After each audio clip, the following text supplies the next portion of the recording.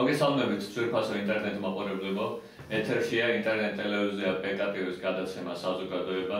მე გახლავართ ამ გადაცემის ავტორი და წამყვანი ბიძინა მესხი და ჩვენი დღევანდელი გადაცემის თემაა ოჯახი. ძვირფასო მეგობრებო, როგორც იცით, ახლოვდება 17 მაისი და საქართველოს კათოლიკოს პატრიარქმა მისმა უწმინდესობამ და უნეტარესობამ ილია მეორემ 17 მაისი გამოაცხადა ოფიციალურად ოჯახის სიწმინდის დაცვის დღეს. და ამ საკითხთან დაკავშირებით ჩვენი დღევანდელი გადაცემის სტუმარი გახლავთ სასულიერო აკადემიის სემინარიის კანონიკური სამართლის პედაგოგი და ქსანისის წმინდა ნიკოლოზის ეკლესიის მოძღვარი მღვდელი ლონგინო სუარიშვილი. დალოცეთ მამაო. ერთმანეთს მოგესალმებით. პირველ რიგში მამაო, მინდა მადლობა გადაგიხადოთ მომბრძანებისათვის და დაგისვათ ესეთი კითხვა, რახან ჩვენი გადაცემის თემა არის სპეციფიკური ოჯახის თემა.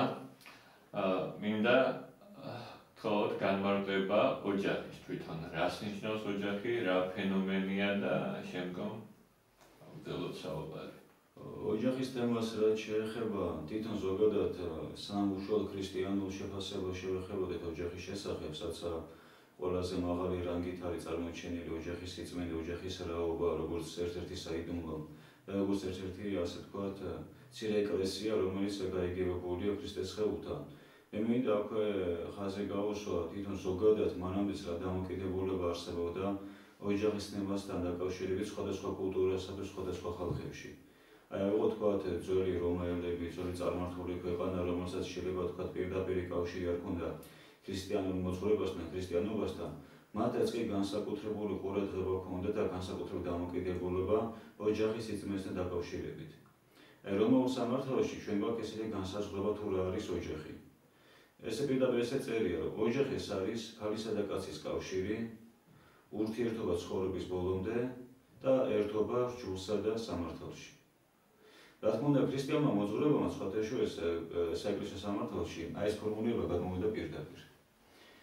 რაც გულისხმობს იმას, მან თავისებური ისინი შინაში შეცნებოდა, რა თქმა უნდა, ეკლესია. პირველ რიგში ხაზი გაესვა სამ რაღაცას აი ამ ფორმულირებაში.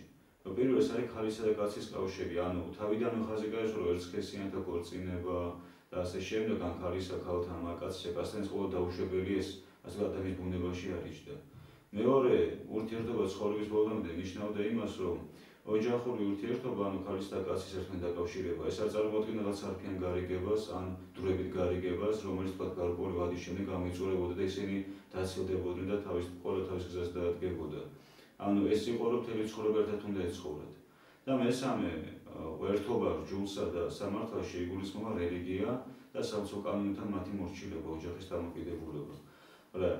ეს კანონიკური კუთხით, მაგრამ რაც შეეხება მისი სულიერ გაგებას ოჯახის შესახებ, რა თქმა უნდა, ამაზე ყველაზე ვრცელი სწავლა თავად პავლე მოციქულთანაა გადმოცემული, რომელიც პირდაპირ გვეუბნება, რომ როგორც ქრისტეს ზრუნავს თავის ეკლესიაზე, როგორც თავის სხეულზე და მას წმინდა ყოფს, ასევე მამაკაცი უნდა ზრუნავდეს თავის ოჯახზე და კაცი არის თავი ოჯახისა, თუმცა აქაც სწორად უნდა მოხდეს ამის შეფასება, როდესაც ვამბობთ, რომ მამაკაცია თავი ოჯახისა, აქ რა თქმა უნდა არ იგულისხმება ბატონყმური დამოკიდებულება ქალსა და კაცს შორის. როდ აქ არის წამყვანი ადამიანი თვითონ ოჯახში, ვინც ასე ვთქვათ მეთაურობს, თორე ეს ერთი მთლიანი სხეულია, სადაც სხეულის ყველა ნაწილი ერთმანეთს პატივს ასწევს და ყველას თავისი ფუნქცია გააჩნია დიდ ოჯახში. ანუ საბოლოო ჯამში მამათა შეფასებით, ოჯახი ეს არის ქრისტეს სხეული, ანუ მცირე ეკლესია. სადაც შეიძლება ითქვას აღევლინება ღვთის დიდება და ღვთისმსახურება ცოლ-ქმარს შორის თავიანთი ცხოვრების წესით. რაც გამოიხატება შვილების სწორად აღზრდაში და მათ ასე ვთქვათ ღვთისმოშიშების წარმართობაში თავიანთი ცხოვრების. აი მოკლედ ვთქვათ, შეიძლება ესე შეფასდეს ქრისტიანული დამოკიდებულება ოჯახის შესახებ ზოგადად. თუმცა რაღაც დეტალებზე ჩვენ შეგვიძლია კიდე ასე ვთქვათ. რა თქმა უნდა, მამა ლონგინოს და მე მინდა აქვე გკითხოთ, რომ არსებობს ესეთი შეხედულება, უბრალოდ დამყარებული ისო სასულიერო შეხედულებებზე რელიგიაზე, როდესაც ცოლ-ქმარი ჯვრის წერის შემდგომ არის როგორც ერთი სული და ერთი ხორცი. კი, აი სწორედ აი საინტერესო საკითხი ეგაც, სხვადასხვა აი ესეთი მოძღვრება ჩვენ ხდება სწორედ ქრისტიანულ სწავლამოძღვრებაში უშუალოდ პავლე მოციქულთან. აი ჩვენ წაღი ვახსენეთ თქვათ ის წარმართული დამოკიდებულება სხვა ხალხის კულტურა, მაგრამ იქ ეს ცნება რომ ქალი და კაცის ერთი სხეულია. აი ამ დონეზე ამის გაგება არ არსებობდა. პირველად ქრისტიანულ ეკლესიაში მოხდა ცნება რომ ქალს და კაცს შორის ამ ურთიერთობას, ოჯახურ ურთიერთობას ერთ სხეულად წარმოაჩენს სულს და ქმარს. აი პავლე მოციქულთან ესეთ ეპისტოლეში რომელიც ჯვრისწერაზე იკითხება, ხდები უკითხავს ჯვრისწერაზე წყვილს, პირდაპირ გადმოსცემს, რომ როგორც საკუთარ გოს კაცს უყვარს საკუთარი თავი, ყოველთვის მასზე ზრუნავს, ამ ფუფუნებაში ყავს და არანაირად თქო ზიანს არ აყენებს, ასევე და ეთივე დამოკიდებულება ჰქონდეს თავისი ცოლის მიმართ, იმიტომ რომ ცოლი კი მისი სხეულის ნაწილია და ცალკე არსებული ადამიანი. შესაბამისად, ანუ როგორ რანგში აყავს ეკლესიას ცოლ-ქმრული ურთიერთობა, რომ ისინი ყველაფერში არიან ერთნი და მათ შორის განყოფა არ არის. აი, აქ ამ დამოკიდებულებიდან გამომდინარე იყო სწორედ ქრისტიანული ეკლესია ძალიან ბევრ რეგლამენტს აწესებდა იმისათვის, რომ როგორი წესით უნდა მოხდეს ქალის და კაცის ერთმანეთთან, ასე ვთქვათ, დაოჯახება და მათ ერთად ცხოვრება.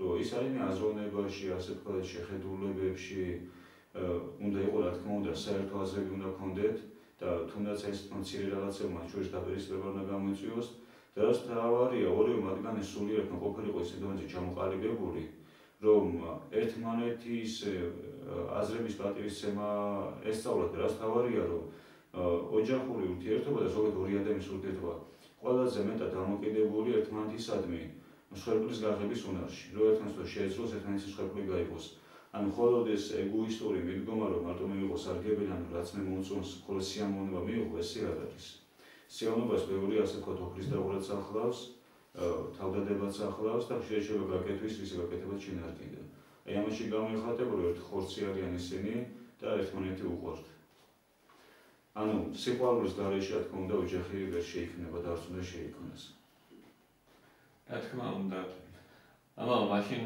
ესეთ კითხვასაც დაგისვათ ვარემ რომ არსებობს ახლა მე ძირითადად ვცდილობ დაგისვათ ესეთი შეკითხვები რაც არის საზოგადოებაში გავრცელებული იმიტომ რომ ჩვენმა ავტორინდელმა გადაცემამ როდესაც თქვენ ყავდით მოწვეული და ჩვენ საუბრობდით ეკლესიას საზოგადოებას და სახელმწიფოზე და იქაც შევეყეთ ჯვრისწერას და გარკვეულ ასე კოოპერატივ ვთქვათ მომენტებს რომ ძალიან საინტერესო გადაცემა გამოვიდა ძალიან დიდი გამოხმაურება გამოიწვია ამან და უბრალოდ შესაბამისად ესეც იყო იმის ასე ვთქვათ განმაპირობებელი რომ დღეს მომეწვიეთ ისევ და ისევ და ესეთი კითხვა მინდა დაგიშვათ მაშინ აი იგივე ჯვრის წერა ხო პოპულარული ენით ახლა ძალიან მარტივად რო ვთქვათ ეს არის ფენომენი ასე ვთქვათ უბრალოდ მოვლენა ადამიანის ცხოვრებაში რომელსაც შეკავშირებული არიან ღმერთის წინაშე მაგრამ არსებობს ესეთი შეხედულებაც რომ ჯვარი ეს არის ძალიან დიდი ტვირთი რომელიც ადამიანმა უნდა სიდოს და თუ შეიძლება ანუ ოჯახზე საუბრისას რომ ის ჯვართან გავაიგივოთ იმ კუთხით რომ ეს არის ჯვარი ადამიანზე რა ეს არის ტვირთი ცოტა არასწორია რეალურად რო ვთქვათ ჩვენ ახლა უძველეს წიგნებში ან კურთხევანი რითაც სრულდება ჯვრისწერა იქ ამას ეწოდა ქორწინების ეგმო ჯვრისწერის თანამედროვე ტერმინოლოგია და ჯვრისწერა ეწოდება იმ გაგებით რომ ჯვრის დადება ხდება ოჯახზე ტვირთის დადება რომ ჯვარი ზოგადად ნიშნავს ბროტებაზე გამარჯვების სიმბოლოს და ჯვარი ნიშნავს ამავე დროს დამცველს ყოველი ქრისტიანი ადამიანისას და ჯვრისწერა იმიტომ ეწოდება რომ თან კურთხევა ხდება ანუ ჯვრისწერა ეწოდება კურთხევა უფლის მიერ იმ ორი ადამიანისა რომელსაც აკეთებენ ცხოვრებას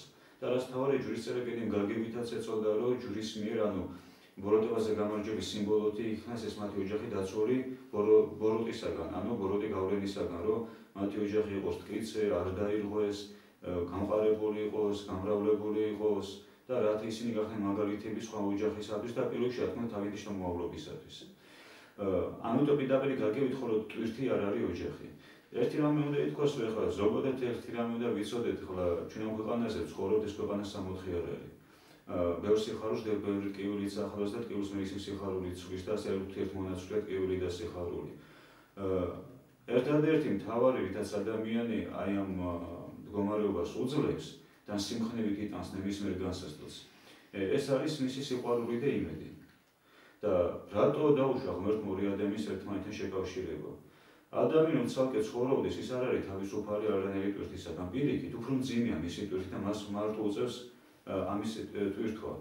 და ცოლქმრობას მეუღლეობა რატო ეწოდება? როგორც ერთ უღელში ორი ხარია შემოული და ანუ ერთი ნაწილები, სად რო ერთი იქნება შემოული და უფრო რთულად გავიჭრა. ანუ ტვირთი ამ შემთხვევაში კი არ მატულობს, ტვირთი ისედაც აქ ადამიანს. მეუღლეობა ამის გამო დაწესებული, რომ ერთი მარტო არ იყოს ადამიანი ამ ტვირთვის ქვეშ, არამედ მას ყავდეს თავის თანაშემწე. თანაშემწეც კი ეწოდება ცოლს, ასე ვთქვათ, საეკლესიო ლიტერატურაში. ამიტომ დაუჯახება დღეს ბევრი ჩემი, ასე ვთქვათ, იგივე თაობის, იგივე კლასელი მეგობარი, ჯერ კიდევ დასაუჯახებელია, რომ ეკითხები რატო არ უჯახდებიან, ან კიდე გოგოები რო ეყოთ, რომ მაგის თავის სადმაკ ეს დიდი ტვირთია, მე თავისუფალი ცხოვრებანი და რეალურად რო ეყოთ, ის მარტოა გაბმული დიდ პრობლემებში, რაც მას ახვევია თავს. ამიტომაცა რომ იმიტოა საჭირო შეარჩიო ისეთი, ასე ვთქვათ, მეწყვილე, უხეშად რო ვთქვათ, რომელიც უბრალოდ ჩვენ ცუდი მაგალითები გვაქვს, როცა დაუჯახება ხდება ისეთი შეუფერებელი წყვილის, როცა ისინი უფრო ამძიმებენ ერთმანეთის მდგომარეობას, მის ნაცვლად რომ მათ განხნევონ ერთმანეთი. თორე რეალურად იდეაში ეს რო ვთქვათ, ქრისტიანული გაგებით, ოჯახი დაფუძნებულია სწორედ ურთიერთტვირთის, ასე ვთქვათ, რომ გადანაწილებაში. პავლე მოციქული კარგად წეს თავის ერთ-ერთ 60 კულოში, რომ ქრისტიანის მოვალეობა რა არის? ურთიერთსინძილე იტვირთეთ და ესე დაღასვი ჯული იგი ქრისტესი და ეს ყველაზე მეტად გამოიხატება ოჯახურ ურთიერთობაში. ამიტომ ქრისტიანული შეხედულებით, ქრისტიანული მოძღვრებით ოჯახი არ წარმოადგენს ტვირთის დამატებას, არამედ ხდება ტვირთის გადანაწილება ორ ადამიანზე. აი ძალიან საინტერესო დეტალია, როცა ღმერთმა სამოთხე შექმნა ადამი. სამოთხე ჩვენ ვიცით როგორი მდგომარეობა იყო იქ ადამიანს, არანაირი გასაჭირი არ ჰქონდა აბსოლუტურად. და ბიბლიაში წერია, როდესაც ღმერთმა ყველა ცხოველი შექმნა, შემდეგ მან ადამიანს მიუყვანა ყველა ცხოველი და ყველასთვის მისი შესაფერისი სახელი დაერქმია. და ადამმა როდესაც დაიწყო ყველა ცხოველისათვის სახელის დარქმევა და გაასრულა ეს პროცესი, მან ახლა რომ ის მსგავსი იქ არავინ არ იყო. და ღმერთი ამოსის რაღაცას, რომ არ არის კარგი მისი მარტოყოფნა, მოდი მან შეუქმნეს თავის თანაშემწე მისივე მსგავსი. თანაშემწე და მისივე მსგავსი. ხო, თქვენ წარმოიდგინეთ სამოთხეში საცარიანი გაჭირვება არსებობდა, იქაც კი ღმერთმა შეებრალა ადამიანის მარტოყოფნა, იქაც საჭირო ჩათვლა მას ყოველ თავის თანაშემწე და შეუქმნა მაშინ ცოლი მისი გვერდისაგან ევა. ხო, თქვენ წარმოიდგინეთ ამ ცხოვრებაში, როცა ადამიანს ბევრი პრობლემები აქვს, ბევრი ტვირთი აქვს, ბევრი განსაცდელები აქვს, ამდენად მეტად სჭირდება მეორე ისეთი ადამიანი, რომელიც კარგად ესმის მისი სულის ყველა ტკივილი და ყველა მისი გრძნობა, სუნთქვაც კი. ამიტომ ცოლქრობა ცოტა ისეთი თემა ის არ არის, მხოლოდ ტრადიციით გამოწვეული რაღაცა ტრადიცია, ესე რომ ვთქვათ, რომ აუცილებლად შეუღვდნენ. ეს სხვა საიდუმლოდებს ამაში და სხვა საჭიროება, ვიდრე ჩვენ ამაზე შეიძლება წარმოვიდგინოთ. ასე გებია. თქვენ საუბარში ახსენეთ ქორწილი და მე მინდა ვთქვათ განმარტება ეკლესიური თვალსაზრისით თვითონ ამ ტერმინის. და რატომ ვთქვა ქორწილს? ასე ვთქვათ ეკლესიურ. ქორწილი ზოგადად ეს არის თვითონ ტერმინის განმარტება, მართლა გითხრათ, მე ესე ასაც წამიკითხავს, ამე განსაკუთრებული განმარტება არის და ਉਸ ქორწინების ეს ქართული ისეთი ტერმინოლოგია, აი რუსულად არის ვენჩანი. ვენჩანი არის ნუ გვირგვინოსნებას, ქართულად არ გუნდათ პირდაპირ გაგნო გვირგვინები ეთქმევათ ქორწინების დროს წელს, ხო? და მაგრამ თვითონ ქორწინება ის რაც საზიმო პროცედურაა, ხო ეს უკვე ჩვენი ეს გარეგნული ფორმაა, რომელიც ასე ვთქვათ, იმის სრულდება ეს, რომ რაღაც სასიხარულო ელფერი მიეცეს ამას. თორე შეიძლება ჯერ ყოველგვარი, ასე ვთქვათ, უხეშად ვთქვათ, ჩვენს თანადროინდაზე ყოველგვარი კომპოზიციების გარეშე ჩატარდეს, მაგრამ ეს არაერთი ხელს არ უშლის ოჯახი იყოს ბედნიერი. ამიტომ ეს გარეგნული მხარე ეს ყოველდღე ხურის ადამიანების გამო დაშვებული, ანუ ამას არანაირი საეკლესიო დატვირთვა, ან აუცილებლად გამოწვეული პროცედურა არ არის ის თელის გარეგნული, ასე ვთქვათ, სილამაზე, რაც ახავს ქორწინებას, მაგრამ არც არ მქონდა წინამორბედში წარმოდის ეკლესიურ მოძღვრებასთან ეს ადამიანის, ასე ვთქვათ, ის პირად, ასე ვთქვათ, მდგომარეობაზე დამოკიდებული ფინანსურ შესაძლებლობაზე და ის მზადყოფნაზე აი სამისოთ.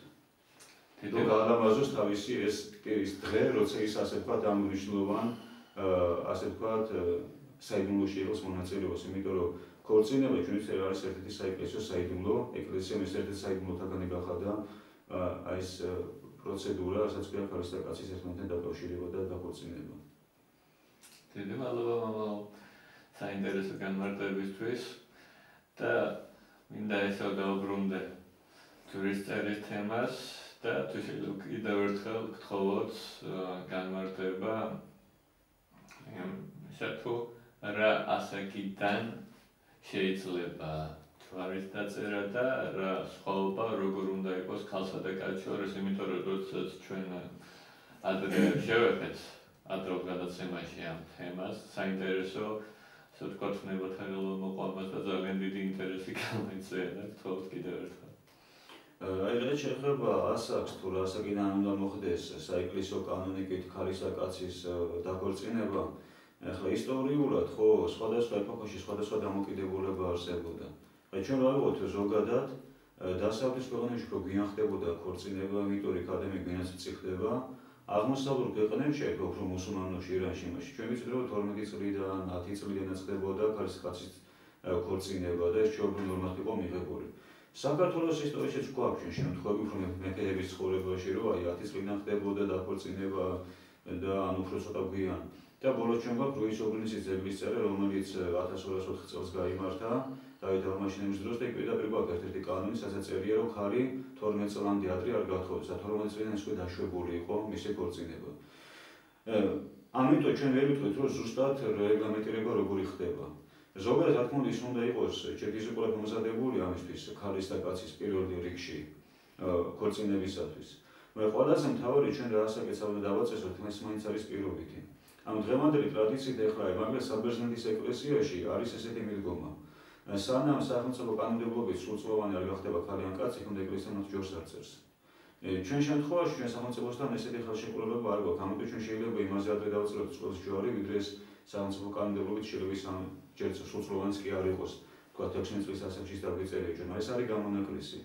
თვითონ ეს უფრო ეკლესიის დამოკიდებულება არის, რომ ყოველი წყვილი და ინდივიდუალურად შეფასდეს, ანუ ადამიანი მომწიფებული უნდა იყოს და მომზადებული ქორწინებისთვის არა მხოლოდ სლოვანებით, არამედ უშუალოდ ფსიქოლოგიურად და სულიერი სიმწიფით, რომ ის სრულყოფილად უნდა აცნობიერებდეს იმ პასუხისმგებლობას, თუ რა არის ოჯახი და მით უმეტეს მამაკაცი.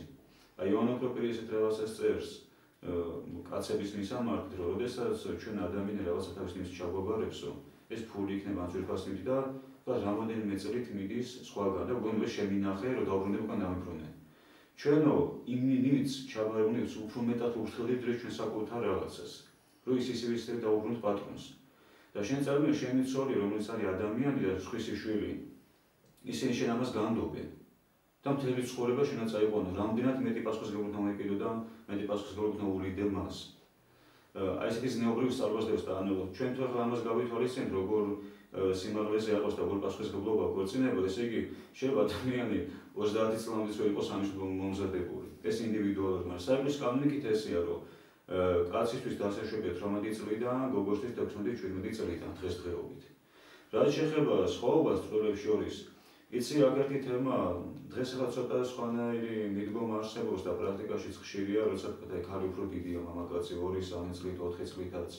რო თქვა საეკლესიო კანონიკით ჯურისწერის დამხმარებელს არ წარმოადგენს, თუ ახლა გულწრფელად უყვართ ერთმანეთი აბსოლუტური ურთიერთგაგება არსებობს მათ შორის შობლების თანახმარიან და ანუ არანაირი დამხმარებელი სხვა მიზეზი არ ახლავს, ჩვენ ჯვარი დაგვიწერია ესეთი წყვილისთვის, მაგრამ ტრადიციულად ზოგადად იციან ბუნებაში ესე იგი ყოველთვის მამაკაცი იყო დიდი ქალზე. იმიტომ რომ ისედაც რა ვიყოთ, ხო ახლა ქალი უფრო მალე ყალიბდება, ვიდრე მამაკაცი ერთსა და იმავე ასაკში, ხო? ამიტომ რაც ბუნებაში ესე იჯდა, რომ კაცი უფრო დიდი უნდა ყოფილიყო ქალზე. ხლა რა შეეხება იმას, რომ რამდენი წლიანი სხვაობა შეიძლება იყოს ქალსა და კაცის შორის, აი თქვა კაციანი წლი შეიძლება დიდი იყოს ქალზე. იცი ესე ცოტა პირობითია. ყოველ შემთხვევაში ჩვენ რაც გვაქვს მიგიტება ეს რომ შვილის ტოლა არ უნდა იყოს ქალი კაცისთვის. თქვა 18-20 წლიანი სხვაობა ეს ცოტა ზედმეტია და უკვე დამოუკიდებელი, იმიტომ რომ მომავალში ეს აუცილებლად პრობლემები შექმნის მათ სანაცხოვრებაში. ჩვენ თუ გავითვალისწინებთ იმას, რომ ისინი მთელი ცხოვრების განმავლობაში ერთად იცხოვრონ მათ, ამ ხალხ ასაკობრივ სხვაობაში გარკვეულ ასაკში მათ შორის პრობლემები შექმნეს. ამიტომ ეკლესიაც ცდილობს დაასრულოს ეს მომავალში ესეთი პრობლემებისაგან. ფიქრობ, რომ აი 10 წელი არის მაქსიმუმი ზოგადად ქალსა და კავშირის სხვაობა, ნუ შეიძლება რაღაც უკიდურეს შემთხვევაში 15 წლამდე ის იყოს დაშვებული. იცი ახლა მე პირადად შემხედრია წველები ქალსა და კავშირის სხვაობა ყოფილა 12 წელი, 13 წელი და ანუ იმდენად ბუნებრივად არიან თქვენთან მორგებულები, რომ აი ეს სხვაობა მათ არ ეთყობათ. ანუ მაინც ინდივიდუალურია. ნუ 15 წლამდე დასაშვებია, ასე ვთქვათ, ყველაზე ბევრი. ეხლა არის კიდე გასწავლოთ მამა, უნდა შეგაწყვეტინოთ რადგან რეკლამა არის ეთერში.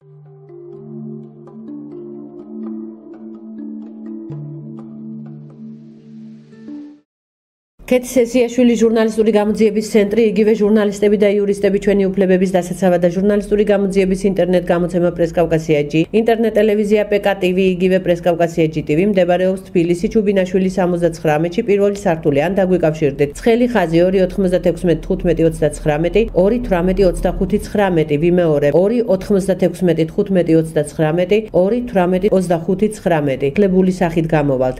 ინტერნეტ ტელევიზია PK TV, იგივე პრესკავკასია GTV და ინტერნეტ გამოცემა პრესკავკასია G. ჩვენ არ მოგატყუებთ, ჩვენ ილიას გზით მოვდივართ დევიზით მამული ენა სარწმუნოება. ჩვენივე თავი ჩვენადვე უნდა გვეყუდნოდეს. იკითხეთ გამოცემა და გვიყურეთ ჩვენ. ჩვენ მოვდივართ, მომავალი ჩვენია.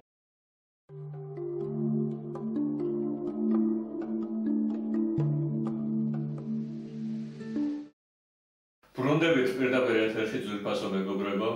და შეგახსენებთ, რომ ჩვენი დღევანდელი გადაცემის თემა არის ოჯახი და ჩვენი სტუმარი არის რწანისის წმინდა ნიკოლოზის სახელობის ეკლესიის მოწვარი ღვთელი ლონგინოს სუარიშვილი. ამო ჩვენ საუბრობდით წელან, ჩვენ საუბრობდით წყვილებს შორის ასაკობრივ ზღვარგლებ თუ რა ასაკში უნდა მოხდეს რა დენი წელი უნდა იყოს სხვაობა ცოლ-ქმარ შორის და ფაქტიურად თუ რამე გაქვთ დასამატებელი რომ რეკლამა შეგვაწყვეტ ინაწელან. ხო, ნუ ანუ იმაზე საუბრობდი რომ აი რას აი უკიდურესად რა ასაკამდე შეიძლება იყოს დიდი მამაკაცი ქალზე. ჩვენ თქვით რომ აი მე მინახავს მეთქი 13-14 წლით უფროსი მამაკაცი რო არის თქვას ცოლზე და ძალიან მშვენივრად ცხოვრობენ ერთად. ან ეს საბოლოო ჯამში ინდივიდუალური სიტუაცია, თქვათ, მათ შორის უყალიბდება გაგება ურთიერთდამოკიდებულება. ხა მე ჩემს პირად შეხედულებას თუ შემეკითხებით, თქვათ, რა ასაკში შეიძლება კაცი დაქორწინდეს დღეს, ან ქალი რა ასაკში გათხოვდეს. ხა გამონაკლისები დღესაც არის, რომელიც მალევე ყალიბდება უკვე დაბრძენებული ადამიანი, მაგრამ რომ კაცს აი 25 წლის ზემო თუ ჯობია რომ დაქორწინდეს იმაზე და ადრე იმისთვის ქორწინება ცოტა ადრეა. დღევანდელი ჩემი გადმოსახედიდან მე რა სულიერ მდგომარეობასაც უყურებ დღევანდელ ახალგაზრდებში, ცოტა სახიფათოა მათთვის ნატრევ ასაკში დაქორწინება სამწუხაროდ. ამიტომ ვფიქრობ, აი 30 წელი არის ყველაზე იდეალური მდგომარეობა, რომ მამაკაცი დაქორწინდეს, ნებრივად ჩამოყალიბებულიც არის, ბევრი რამე ნანახია გადახარშული და ანუ მეტნაკლებად შეიძლება ითქვას, ბევრად უფრო ჩამოყალიბებულია თავის ასე ვთქვათ გადაწყვეტილებაში. აი გოგოს ვფიქრობ, რომ აი უკვე 22 წლიდან 23 წლიდან ჯობია მე ვიფიქროს გათხოვებაზე. იმაზე ადრე მაინც ცოტა სახიფათოა მათი ქორწინება, იმიტომ რომ ჩვენს დღევანდელ რეალობაში ცოტა სხვა ყოფა შემოუწიათ ჩემ თაობასაც სხვადასხვაშორის და ჩემზე პატარა თაობასაც სხვა რეალობაში მოწიათ აზრდა კომპიუტერზე, გართობაზე, რამაც ძალიან ასე ვთქვათ ხელი შეუშალა მათ სულიერ ჩამოყალიბებაში და ცოტა ნადირად სერიოზულებაში. ამ პრობლემას თუ გავითვალისწინებთ, სამწუხაროდ შეიძლება ეს გავზრდოთ ასაკი, მაგრამ ხო ვამბობ, აქ ახლა ეს გამონაკლისებზია მე საუბარი და რაც ასე ვთქვათ სხვა დაშვებებზე. რაც შეეხება პირიქით, აი ესეც საინტერესო თემაა, ქალი რა ასაკამდე შეიძლება იყოს დიდი კაცზე. ეს ცოტა რთული და ესეც ინდივიდუალური გადასაწყვეტია. ყოველ შემთხვევაში, თუ ახლა ქალი არის 7 წლით, 10 წლით დიდი მამაკაცზე, ცოტა სახიფათო ესეთი ქორწინებაც. ისინი მოდიდან გამომდინარე მომავალში ეს პრობლემა შექმნეს მათ ურთიერთობაში. ამიტომ ჯობია, რომ სანამდროა მათ შორის ეს დარეგულირდეს, ან მოიშალოს ესეთი ურთიერთობა, თუ ეს საკმაოდ შესაძლებელია. თუ მათ ერთმანეთს არ შეუძლიათ, ცხადია, ახლა ეკლესია ძალით არავის არ ყოფს ერთმანეთისგან, თუ ეს ცოდვის ხარჯზე არ ხდება მათი ურთიერთობა, ცხადია. გასაგებია, მაგრამ აქვე გითხავთ მამაო, რომ არსებობს ესეთი პრაქტიკა, პროსტოთ ესეთი წესი ეკლესიაში, როდესაც თქვათ წინასწარ ხდება თანაცხოვრება ცურის წერამდე მხედველობაში იქ შემდგომ მოდუარი ჯვარს ძვრის წერისაგან იკავებს თავს გარკვეული დროის განმავლობაში და ეს რატომ ხდება და რა დრო ჭირდება ასე ვთქვათ. ხო, საინტერესო თემაა და სხვათა შორის დღეს ძალიან გავრცელებულია ეს ქორწინებამდე თანაცხოვრების პრაქტიკა, ეს უხეშად რო ვთქვათ. როცა ჯერ სინცვა ქმარი არ არიან. არასწორია რა თქმა უნდა ესეთი მიდგომა. იმიტომ რომ ისი ჯვრისწერამდე რაღაცა უნდა იყოს მათთვის შენახული. ყველაფერი თუ მისცეს ერთმანეთს ჯვრისწერამდე, მაშინ უკვე ჯვრისწერის შემდეგ ცოტა აზრიც კი ეკარგებინებთ მათ ჯვრისწერას, ქორწინებას, უკვე იმიტომაც ესეთებს უფრო ეწოდებათ ჯვრისწერა, ვიდრე იმ ადამიანს, ვინც უფრო სუფთად ინახავს თავს ქორწინებამდე. საეკლესიო კანონების სხვათა შორის ეს ცოდვად ითვლებოდა, რამის სიძვის ცოდვასთან იგივდებოდა და თუ დანიშნული წყვილი ქორწინებამდე თანაცხოვრება ექნებოდა ქორწინებამდე, კანონი გონება რომ 2-3 წელი მათ ეპიდემიედებოდა თუ ზერებლობის, რის დროსაც მათ თანაცხოვრება უნდა შეეწყვიტათ და ამის შემდეგ შეიძლება მათი ჯვრისწერა. უბრალოდ დღევანდელი რეალობიდან გამომდინარე, რომ ახალგაზრდობა და არა მარტო ახალგაზრდობა ეკლესიასთან მაინც ხშირ შემთხვევაში არ არის ახლო, სასტურიც მეტია და ასე შემდეგ. ჩვენ ასე ვთქვათ, ეხლა თუ ეკლესიის მრევლია და ვიხანია და ეს ყველაფერი იცის, შეიძლება მის მიმართ ცოტა ისინი კაცრი ზომები მივიღოთ, მაგრამ როგორც წესი ჩვენ ესეც ყველას პირიქით უფრო ჯვარს წერთ, რომ უკანონო თანაცხოვრებაში არ იყვნენ ისინი და დაკანონდეს მათი ასე ვთქვათ ქორწინება. ზოგადად რა თქმა უნდა ეს არასწორია და მიუღებელია რომ ქორწინებრივი თანაცხოვრება არ უნდა ხდებოდეს წყვილებს შორის და გარკვეულთა შეკავება უნდა არსებობდეს მათ შორის. ძალიან მადლობა საინტერესო საუბრისთვის და აქვე მინდა გითხრათ ცოტა ასეთი ანეკდოტური სიტუაცია არის ხოლმე, როდესაც არის ასე ვთქვათ თემა სიდედრი, დედამთილი და ასე შემდეგ და შეიძლება ეკლესიურად აქ რაიმე ასე ვთქვათ არსებობს რეცეპტი. ეს არის ძალიან საინტერესო თემაა და სხვათა შორის არც თუ ანეკდოტული და არც სახუმარო, ეს ცოტა დიდი პრობლემატური საკითხი, იმიტომ რომ ეს პრობლემა მართლაც არსებობს. საუკუნეზე მეტია პირადად ჩვენს ერში რაც ეს პრობლემა დგას. დღეს უფრო სხვანაირადაა, ახლა ცოტა მორღვეულია ესეთი პრობლემები, მაგრამ მე მახსოვს ჩვენ მშობლის თაობაში რომ სერიოზული გავლენა ქონდა სიდედრს, დედამთილს, ხშირად ქმარი შეურაცხყოფას ატარებდა ცოლს თავისი დედის გავლენით, ანგიის და ასე შემდეგ. და დღესაც არის ესეთი პრობლემატური ოჯახები. აქ ერთი მთავარი თემაა, ჩვენ გვაქვს მეხუთე ცნება. პატივეც მამასა შენსა და დედასა შენსა, რათა დღეგვიწელი გიყოს შენ და რათა დღეგვიწელი იყო და კეთილი იყოს ქვეყანასა ზედა. აი ეს სიტყვები და ჩვენ ყველას ასე ვთქვათ, გვაქვს ამაზე წარმოდგენა, რომ აქ შობლის პატივცემაზე საუბარი და ბუნებრივად ნამდვილად ესეა. და მაგ ერთი დეტალია, რომ აქ საუბარია პატივისცემაზე და არა მონობაზე. ეკლესია ადამიანის მონობას ნაშობლის მიმართ ემიჯნება და ამას უარყოფს. ანუ ამით მე ისე თქმა მინდა, როცა კაცს მოყავს ცოლი ან გოგო თხოვდება ქმარზე, მათ ერთმანეთზე უპირატესი მათთვის არავინ არ უნდა იყოს. მშობელსაც თავის ადგილი აქვს, დასაც და ყველანაირად აქვს აბსოლუტურად. ამიტომ თუ ადამიანი ისე დონეზე არ არის განთავისუფლებული თავისი მშობლების, დის ან ნათესავების გავლენისაგან, რომ მათიანით შეიძლება ოჯახის სიტუაცია ორიოს, ზოგადად ეკლესია ესეთი ადამიანის ქორწინებას ეწინააღმდეგებოდა და ჯორს არ წერდა. თუ შემჩნეული იქნებოდა ის, რომ მას თავისი გადაწყვეტილების უნარი ან მხარი ხასიათი არ გააჩნია. ანუ ჯვრისწერის ერთ-ერთი მთავარი პირობა იყო, რა თქმა უნდა, პირველ რიგში თავისუფალი ნებელობა და არავის ჩარევა იქ და არავის ძალდატანება, ეს ორივეს თავისუფალი ნება უნდა ყოფილიყო ქალისა და კაცის და მეორე სრულყოფილად აცნობიერებდეს პასუხისმგებლობას ხომ ეწევა რომ ახსენე. ეს გულისხმობს არა მარტო იმას, რომ ეს უნდა რა ჯვრისწერა. თვითონ რომ ეს იგი რა პასუხისმგებლობა აკისრია მეორე ადამიანის წინაშე. აი ეს დედამთილ სიდედრის თემა დღესაც პრობლემატურია და ხშირად იცი რა არის ცუდი, რომ არის ისეთი წესიერი ადამიანი, ან ქალი, ან კაცი, რომელიც კბილებით იცავს თავისი ოჯახის სიწმინდეს, ერთობას, არ უნდა რომ ითქვას შვილები ყავს, ან უბრალოდ უნდა რომ ოჯახი შეინარჩუნოს ადამიანმა და ანუ სიმწვრის ფასად იცავს ოჯახის ერთობას. ითქვათ ქმარს არ უნდა ოჯახის შენარჩუნება და ცოლი ცდილობს რომ შეინარჩუნოს ოჯახი და იგი დედამთილისგანაც ითმის ყვედრებას, ქმრისგანაც, თქვათ მულისგანაც და შემდეგ. არის პირიქით სიძია, ასე ვთქვათ, თავდადებული ოჯახისათვის და იქ ცოლი ექცევა უდიერად, იქ დედამთილს მაინც არ მოწონს მისი მოქმედებები, სწორად მიზეზს ეძებენ, რომ რაღაც ნეგატიურად შეაფასოს. ზოგადად სიდედრი და დედამთილი ეს არის დედა. ჩვენ როცა ვამბობთ ქრისტიანულ სწავლებით, რომ ცოლი და ქმარი ხდება ერთი სხეული და ერთი სული. ეს ნიშნავს იმას, რომ სიძის დედისთვის მისი რძალი არის მისივე შვილი და პირუკო დედამთილისთვის ისაც იგივე, ანუ სიდედრისთვის მისი როგორც სიძე არის მისივე შვილი. სხვადასხვა მომენტის უნდა ითქვას, აი ცოლის და ან მაზლიც საერთოდ კანონი პირდაპირ ხარისხის დაძმებად ითვლებიან სიძისთვის და რძილისთვის. იმიტომაც იყო, რომ დაქვრივების შემთხვევაში კაცს არ შეეძლო თავის მაზლზე გათხოვილიყო, და თავის ძმაზე გათხოვილად ითვლებოდა ეს. და პირიქით, კაცს არ შეეძლო თავისი ცოლის დამოიყვანა თქვა დაქვრივების შემთხვევაში, იმიტომ რომ თავის დის მომყვანებლად ითვლებოდა ესეთი ადამიანი. ანუ ის თქმა მინდა, რომ როცა უცხოსავით დავხდები რძალს ან სიძეს, ეს უკვე ქმნის პრობლემას ოჯახში. მე ის ზედმეტი ჩარეები, ჭკვის დარიგებები, იცი სამწუხარო ხარ იცი ის თქმა მინდა, რომ მშობლისგან 100% დამოუკიდებელი არ უნდა იყოს ადამიანი. მშობელს თავის ადგილი უკავია, აი ის უნდა იყოს მრჩეველი ყველა გზაზე, მაგრამ როცა მშობელი ცოტა ცუდად იქცევა და უფრო ეგოისტურ დამოკიდებულებას იშენ შვილის მიმართ და არასასრულ რჩევებს იძლევა, აი ეს შვილი უნდა გაიმიჯნოს ეს რჩევას რა თქმა უნდა და თავის ცოლიც უნდა დააყენოს და პირიქით ქალმაც კიდე თავისი ქმარი.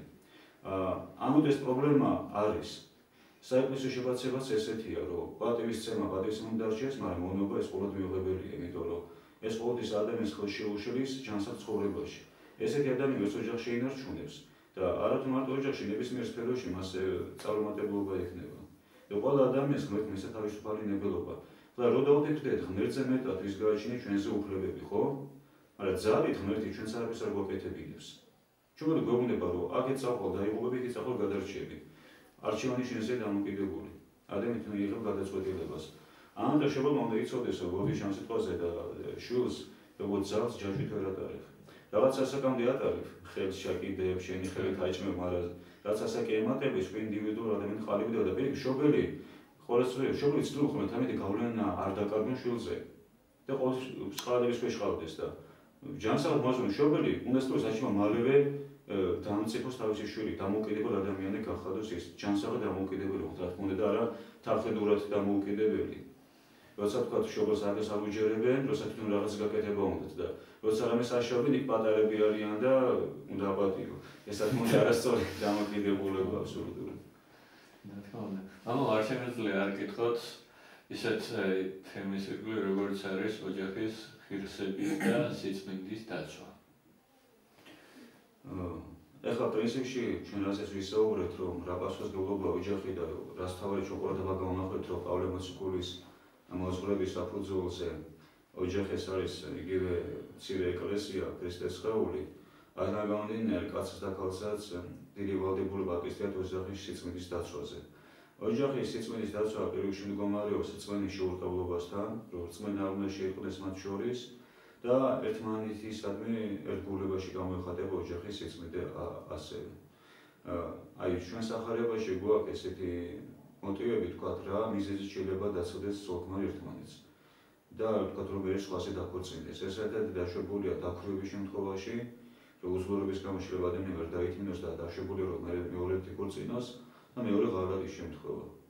სხვადასხვა აქ ერთი საინტერესო თემაა ესეთი რომ კაცის შემთხვევაში ესე წერია. თუ ცოლი უღალატებდა კაცს, ეს რო დიდ შურაცხყოფა დიდრობა კაცს შეეძლო არც ეპატიებინა, მაგრამ თუ უნარი შესავდა შეეძლო ეპატიებინა. აი ქალს თუ უღალატებდა მამაკაცი, უბრალოდ ისე. ქალს ევალდებულებოდა რომ თავის ქმარი დაებრუნებინა უკან. უნდა ეზრუნა, იმიტომ თუ არ იბრუნოს ეს იმას ისაუბროს. იმიტომ რომ ეს უბრალოდ ხაზის გადასმა და მისთვის ჩახერგვა გზის უკან აღარ ირიგებს ქალი ქმარს და გამოწვევის სხვას უნდა გათხოვდეს და ესე იყო რომ ესე არ იყო დაშვებული რომ მისი ქმრის სიცოცხლეში ეგრევე სხვაზე გათხოვილიყო. ან ერთადერთი ის დროსაც შეიძლება ქალს არ ეპატიებინა ქმრისთვის ესეთი ვალატი იყო ორი შემთხვევა. კანონიკურად დაშვებული ერთი თუ ცოლს მოიყვანდა ის თავის ცოლის სიცოცხლეშივე პარალელურად ოფიციალურად იქორწინებდა. და მეორე თუ თქვათ მეძავ ქალს მიიყვანდა იმ სახლში, სადაც ისინი ცხოვრობენ. ამ შემთხვევაში ცოლს უფლება ჰქონდა რომ ქმრისთვის არ ეპატიებინა და მათ შორის მომხდარიყო გაყრა. ამიტომ ოჯახის სიწმინდის დაცვა საკმაოდ საპასუხისმგებლო თემა. მე წეგანაირ ვახსენე რომ ხშირად არის სულქმარშორის შეიძლება რაღაცა ის გრძნობა, სიყვარული გაქრეს სხვადასხვა სამწუხაროდ სხვადასხვა ნეგატიური მოვლენა ის განაპირობოს. და ხშირად ტანჯვის გასაკუთრებით მე ოჯახის შენარჩუნება, მაგრამ ეს არის ცხოვრების გაგება იმ ადამიანების მხრიდან, ვისაც ეს ესმის. იმიტომ რომ ოჯახის სიწმინდის არსი ესმის რაღაცში მდგომარეობს, რომ ამის მარტო მის ეგოისტური სურვილების დაკმაყოფილება არ არის, თუ თავს სასიამოვნო გზნობს დარჩება, თუ სასიამოვნო აღარ გზნობს და ის უნდა წავიდეს. იქ შვილები იზრდებიან და ოჯახი არის მცირე სახელმწიფო.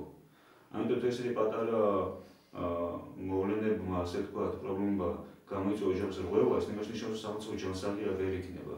შესაბამისად, ის თქმა მინდა, რომ ოჯახის სიწმინდის დაცვა და ღირსების დაცვა კიდევ კავშირშია სახელმწიფო სიძლიერესთან. სახელმწიფო ძლიერი ვერ იქნება, თუ ოჯახი არ არის ძლიერი. უწმინდა. საინტერესო საუბარი გამოგდეს ძალიან და აქვე მინდა გითხრათ ესეთ შემთხვევაში, როდესაც არის გავაერთიანებ არამასე მრავალშვილიერება და უშვილობის თემა. ზოგადად იცით რა არის? აი სამოთხეშივე ხო, როდესაც ღმერთმა შექმნა არევა და მიუყვანა ადამიანს, ეს კურთხევა მისცა, რომ ინაყოფიერეთ და იმრავლეთ, რაც უშუალოდ გამრავლებასთან არის ეს დაკავშირებული. თუმცა ჩვენ ვერტყოთ, რომ კანონიკურად სოქმო არის შეერთება უშუალოდ შვილიერების გამოხდება, ეს აუცილებელი პირობას არ წარმოადგენს, იმიტომ რომ შეიძლება ამ კაცი ან ქალი უშვილო იყოს და შვილი არ უჩინდებოდეს. ანუ ეს ქორწინებისათვის ეს მოტივი დაბრკოლებას არ წარმოადგენს.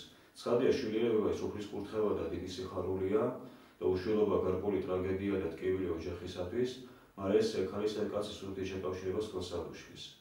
მაგრამ რეალურად რა თქმა უნდა ეს ბუნებაში დევს, რომ ადამიანი ისე მრავლდება და არა მარტო გამრავლების მიზნით არის და ოჯახება შექმნილი, ასე თქვა, სიხარულია, კურთხევაა.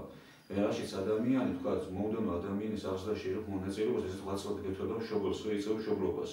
და ღმერთი ყველა ადამიანი მშობელია. და მშობელი მშობლის ფუნქციას ვერ, ასე ვთქვათ, გამოცდილებას ვერ მიიღებ, ვერ გაცნობიერებ, თუ შენ იგივე მშობლის ღვაწლი არ გაწია შენი შვილის წინაშე.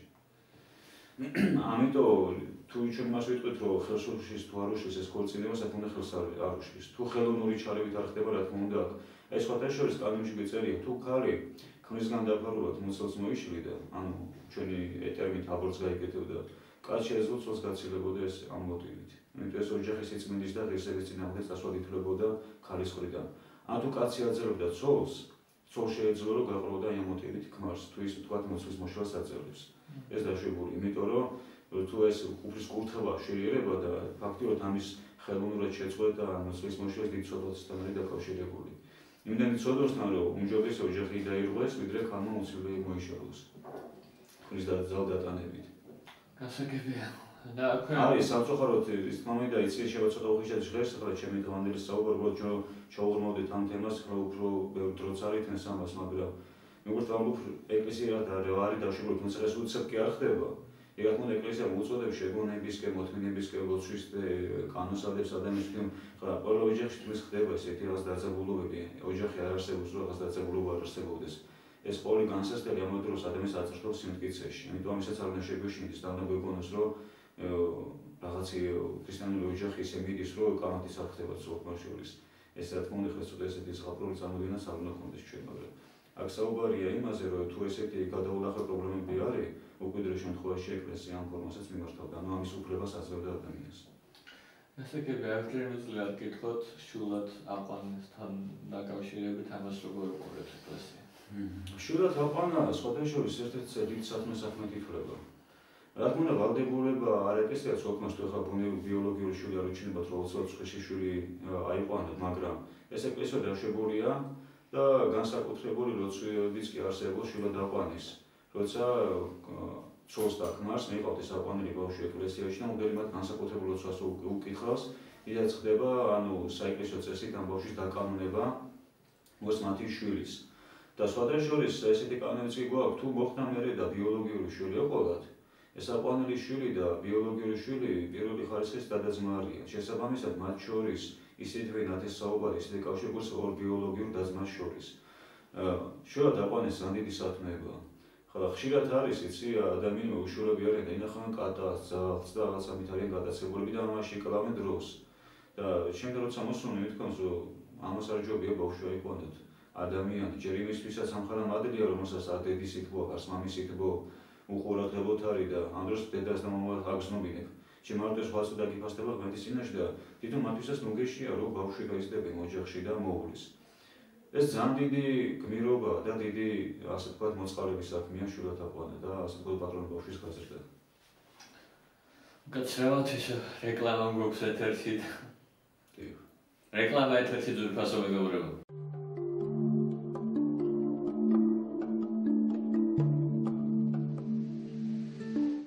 კეთი სესიაშვილი ჟურნალისტური გამოძიების ცენტრი, იგივე ჟურნალისტები და იურისტები ჩვენი უფლებების დასაცავად და ჟურნალისტური გამოძიების ინტერნეტ გამოცემა პრესკავკასია-ჯი, ინტერნეტ ტელევიზია PK-TV, იგივე პრესკავკასია-ჯი TV მდებარეობს თბილისი ჩუბინაშვილი 79-ში პირველი სართული. ან დაგვიკავშირდეთ. ცხელი ხაზი 2961529, 2182519, ვიმეორე 2961529, 2182519. კლებული სახით გამოვალთ.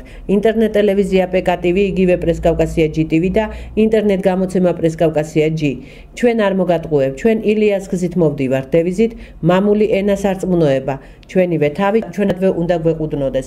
იკითხეთ გამოცემა და გვიყურეთ ჩვენ. ჩვენ მოვდივართ, მომავალი ჩვენია.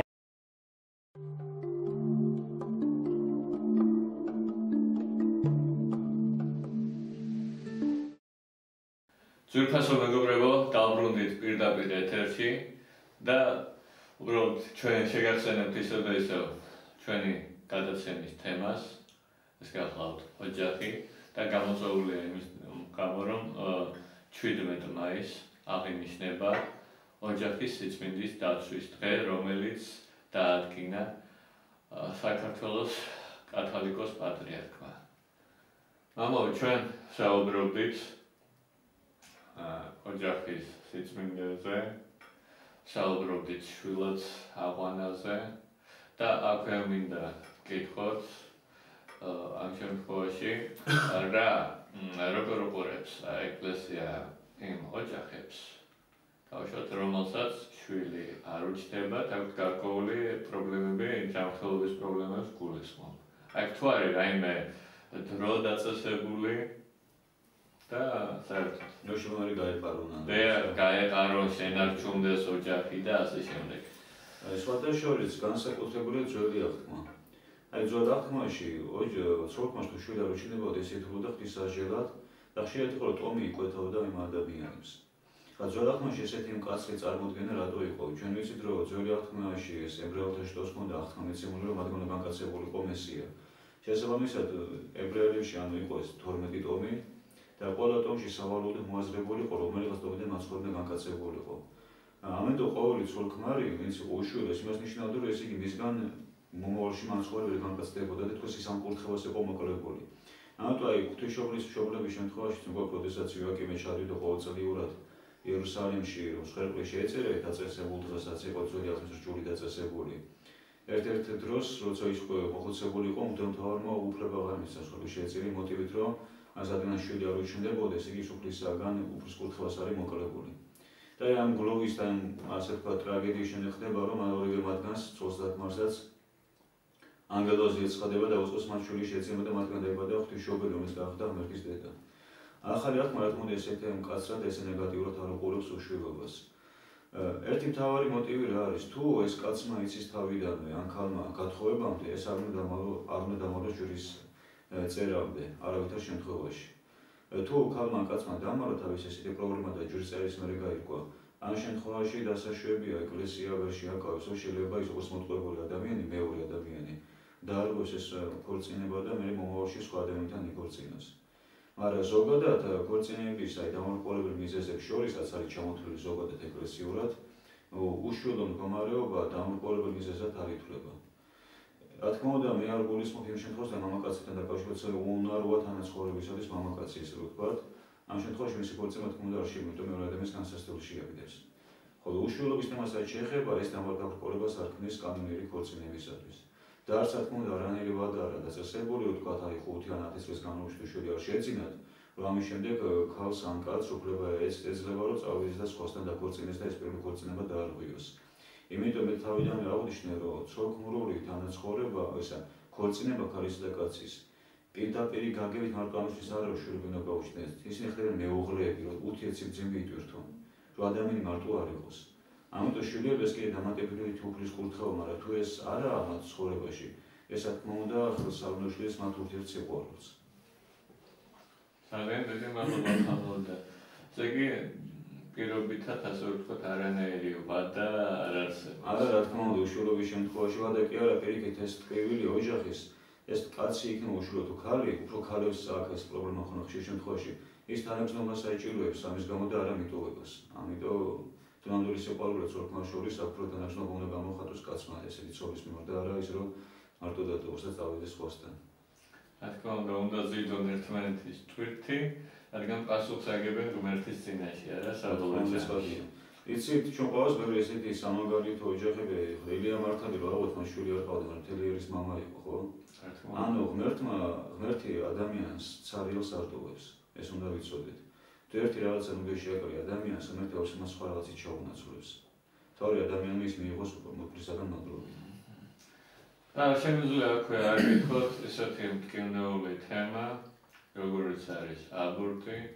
მეთომეტეს დღეს, როცა ოფიციალურად არსებობენ გარკვეული არასამთავრობო ორგანიზაციები, რომელიც ქადაგებენ აბორტის სარგებლობაზე, რატომ რამოდენ სამწუხაროც არ უნდა იყოს ეს დღეს.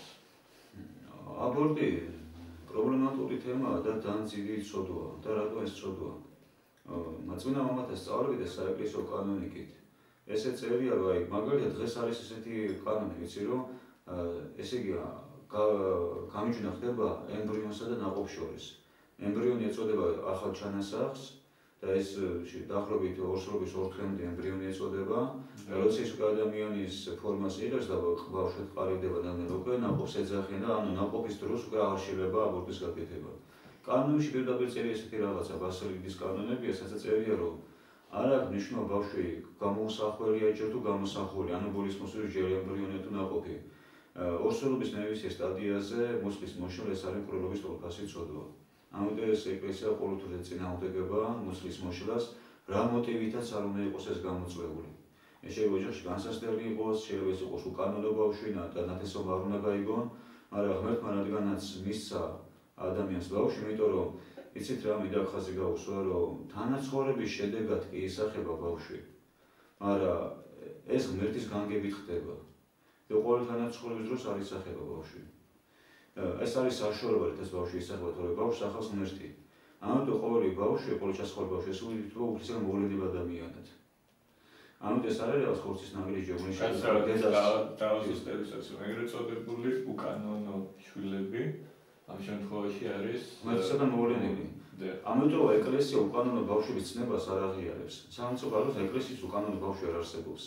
აი მაგალითად იყო კათოლიკურ ეკლესიაში ერთი ესეთი მიდგომა ადრე, რომ ის ვინც იყო უკანონო დაბადებული ბავშვები, მათ უბრალოდ არ აკურთხებდნენ. მაგრამ მართლმადიდებელი ეკლესიას ეს მიდგომა ყველა ადამიანს აქვს თავისი ღირსება, ყველა არის ღმერთისგან მოვლენილი. ამიტომ ის უკანონო არის ჩასის, ის მაინც ისე გარეგნული პროცედურა უკანონო და კანონიერი. სიყვარულის შედეგად შეისახა ის ბავშვი. ამიტომაც რა თქმა უნდა ამას ამაზე პასუხს არ აქვს არავითარ შემთხვევაში ის უსრულებია ადამიანი როგორც სხვა ადამიანები.